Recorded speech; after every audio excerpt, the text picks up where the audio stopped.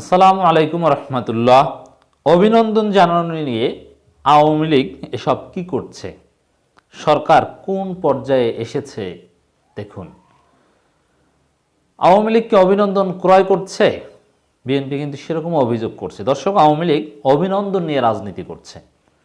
আওয়ামী লীগ যে আসলে প্রত্যাশার সর্বনিম্ন স্তরে পৌঁছে গিয়েছে, এ কারণে অনানুষ্ঠানিক অভিনন্দনকেও বড় করে দেখিয়ে নিজেদের লেজিটিমেসি প্রমাণের চেষ্টা করে।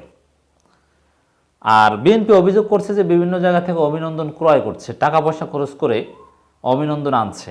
তো এখন বিএনপির অভিযোগ, রুহুল কবির রিজভীর অভিযোগ যদি সত্য ধরে নিই, তাহলে বিষয়টা এরকম বোঝা যায় যে আমরা ডামি নির্বাচন দেখেছি, ডামি প্রার্থী দেখেছি, ডামি ভোটার লাইন দেখেছি, ডামি পর্যবেক্ষক দেখেছি, ডামি সার্টিফিকেট দেখেছি, এখন ডামি অভিনন্দন দেখছি। অভিনন্দন নিয়েও এখন রাজনীতি চলছে। জাতিসংঘ মহাসচিব অভিনন্দন জানিয়েছে কি না সেটা নিয়েও বিতর্ক। ওবায়দুল কাদেরই খুব আত্মবিশ্বাসের সাথে বলতে পারছিলেন না, যদি পরবর্তীতে আবার আত্মবিশ্বাসের সাথে বলেছেন যে অভিনন্দন জানিয়েছে কমনওয়েলথ মহাসচিব বা আরও অনেকে। মানে অভিনন্দন জানানো নিয়ে এক প্রকার রাজনীতি করছে। এই রাজনীতির বড় জায়গাটা হচ্ছে, দেখেন, পশ্চিমা রাষ্ট্রদূতরা সবাই অভিনন্দন জানিয়েছে বলে দাবি করেছে সরকার, কিন্তু অভিনন্দন কিভাবে জানিয়েছে, কি লিখেছে, লিখিত না মৌখিক, বা মৌখিক হলে কি বলেছে, এগুলো কিছু বলতে পারছে না। এর মানে আওয়ামী লীগ সরকার প্রত্যাশার এমন নিচু পর্যায়ে পৌঁছেছে, সিম্পল কার্টিজিকেও বড় অভিনন্দন হিসাবে প্রচার করে নিজেদের লেজিটিমেসি প্রমাণ করতে হয়। যদি সরকারের নৈতিক ভিত্তি শক্তিশালী থাকতো, প্রকৃতপক্ষে জনগণের ভোটে তারা নির্বাচিত হতো, প্রতিযোগিতামূলক প্রতিদ্বন্দ্বিতামূলক নির্বাচনের মাধ্যমে যদি বিজয়ী হতো, তাহলে এরকম কে কি অভিনন্দন জানায় এগুলো নিয়ে আলাদাভাবে কথাই বলতো না। দেখেন, ভারতের এই হিন্দুত্ববাদী বিজেপি রেজিম যখন ক্ষমতায় এসেছে, নরেন্দ্র মোদীর মতো বিতর্কিত লোক যখন ক্ষমতায় এসেছে, মার্কিন যুক্তরাষ্ট্রের স্যাংশন খাওয়া লোক নরেন্দ্র মোদী, যদিও প্রেসিডেন্ট হওয়ার পর যুক্তরাষ্ট্রের রাজনীতির ইন্টারনাল বিভিন্ন হিসাব নিকাশের কারণে স্যাংশন উইথড্র করা হয়েছিল, তখনও কে কাকে অভিনন্দন জানিয়েছে কি এটা নিয়ে কি রাজনীতি হয়? এটা নিয়ে কি পাল্টাপাল্টি কথার লড়াই চলে? ভারতে, পাকিস্তানে কি চলে?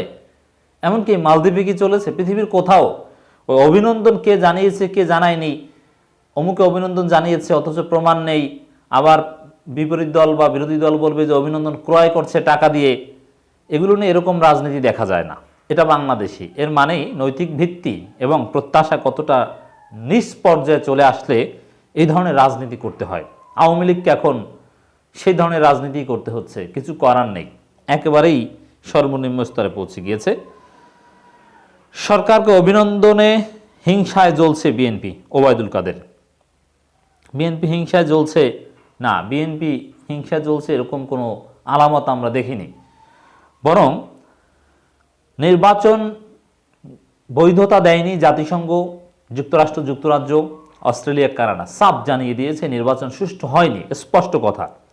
এটাই বিএনপির অবস্থানের পক্ষে একটা বড় সার্টিফিকেট। টিআইবি থেকে শুরু করে আন্তর্জাতিক বিভিন্ন সংস্থা, এমনকি 6টা আন্তর্জাতিক সংস্থা যৌথ বিবৃতি দিয়ে বাংলাদেশের নতুন নির্বাচনের দাবি করেছে। অতএব অভিনন্দনকে জানিয়েছে কি জানায়নি এটা বিএনপির কাছে এরকম কোনো বিবেচ্য বিষয় নয়।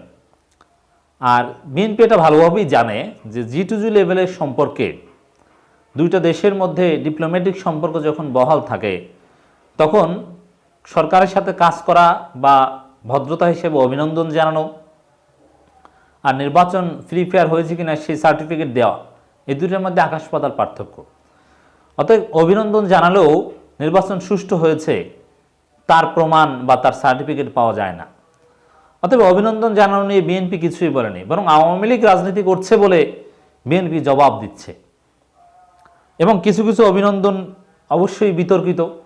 দেখেন, যুক্তরাষ্ট্র বা পশ্চিমারা যদি আনুষ্ঠানিক বিবৃতি দিয়ে লিখিতভাবে অভিনন্দন জানাতো, যেরকম ভারত, চীন, রাশিয়া জানিয়েছে, ফোন করে সংশ্লিষ্ট দেশের প্রেসিডেন্ট জানাতো, তাহলে এটাকে বড় করে দেখানো যেত। কিন্তু সেরকম কিছু ঘটেনি। তারপরও পশ্চিমা রাষ্ট্রদূতরা একে একে নাকি অভিনন্দন জানিয়েছেন, বড় করে প্রচার করছে মন্ত্রীরা। তো এটা কেন? এটাই হচ্ছে আওয়ামী লীগের রাজনীতি এবং অবস্থান সর্বনিম্ন পর্যায়ে যে পৌঁছেছে তার প্রমাণ।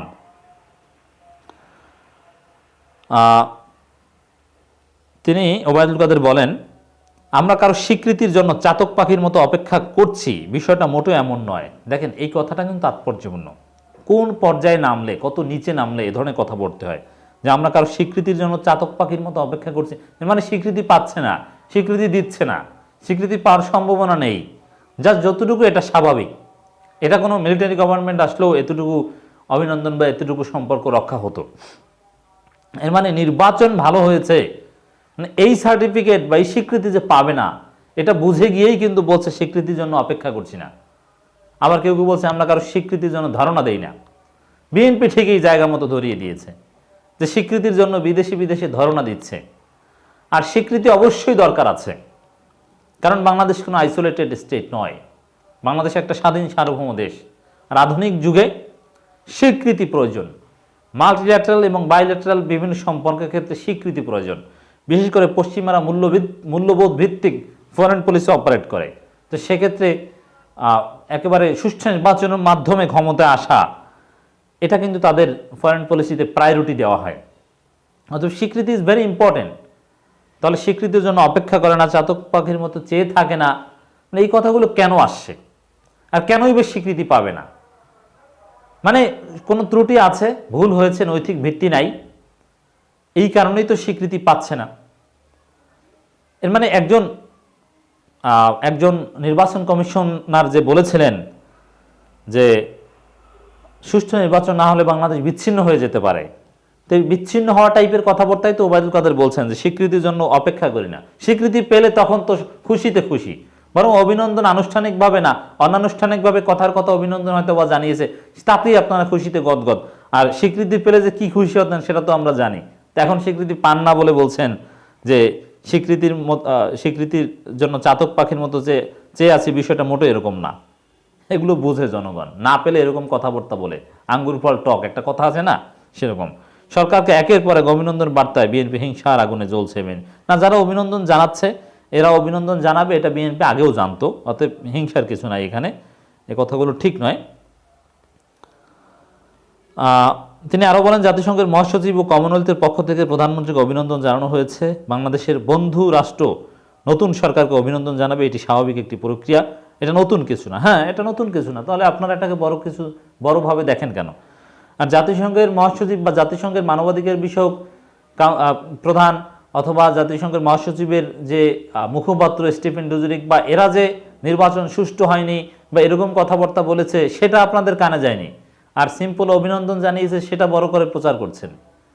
তাহলে নির্বাচন সুষ্ঠু হয়েছে তার সার্টিফিকেট আর অভিনন্দন জানানো যে এক নয়, সেটা জাতিসংঘ মহাসচিবের অভিনন্দন জানানোর মাধ্যমে প্রমাণিত হয়েছে।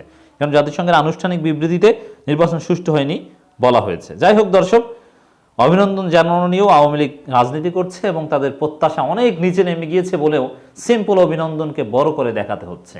এবং বিএনপি চমৎকারভাবে অভিযোগ করছে অভিনন্দন ক্রয় করছে, দামি অভিনন্দন।